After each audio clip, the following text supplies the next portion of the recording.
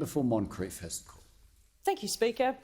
My question is to the Minister for Defence. Will the Minister update the House on how the Morrison government's plan for a stronger future includes key defence investment that will help to ensure Australians are kept safe and secure from all threats? The Minister for Defence has the call.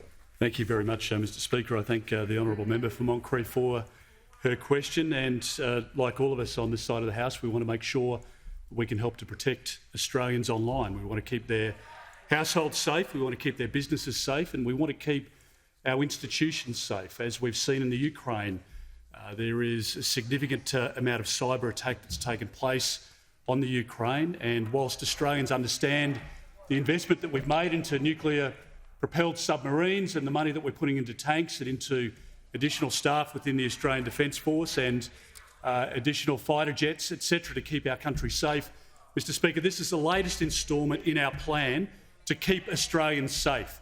And we are pledging about $10 billion, Mr Speaker, over the course of the next decade, because whilst Australians may not see the activity online every day, our country is already under attack online. We know that there are state actors such as Iran, such as North Korea, such as Russia, such as China, who are attacking Australian systems each day, Mr Speaker.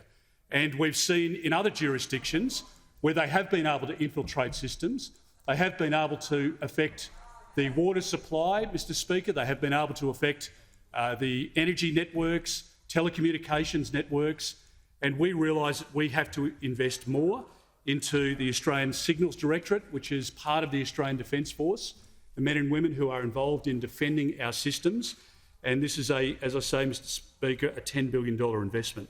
It's interesting to look at the words, Mr Speaker, of the UK's Strategic Command General Sir Patrick Sanders, who says, if this was an air war, it would be the Blitz.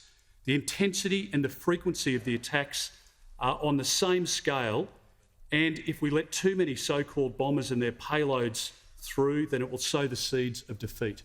And if we allow people into our telecommunications network, if we allow our banking system to be closed down, that would have catastrophic consequences on confidence in this country, and it would result in our personal records being exploited, and it would result, Mr Speaker, in very significant economic damage being done to our country. So this side of the parliament, Mr Speaker, has invested consistently into the Australian Defence Force. We back the men and women of the Australian Defence Force, Mr Speaker. We have a plan to keep Australians safe. We have a plan to defend our country. And this, Mr Speaker, is a very important frontier. We're putting money into development along with our partners in space technologies, in AI, in quantum, and we're keeping Australians safe online, Mr Speaker. We will continue to do so. We can only invest this money because of the management of the budget and because of the management, Mr Speaker, over the course of the last couple of years, that has resulted in our ability to keep our country safe.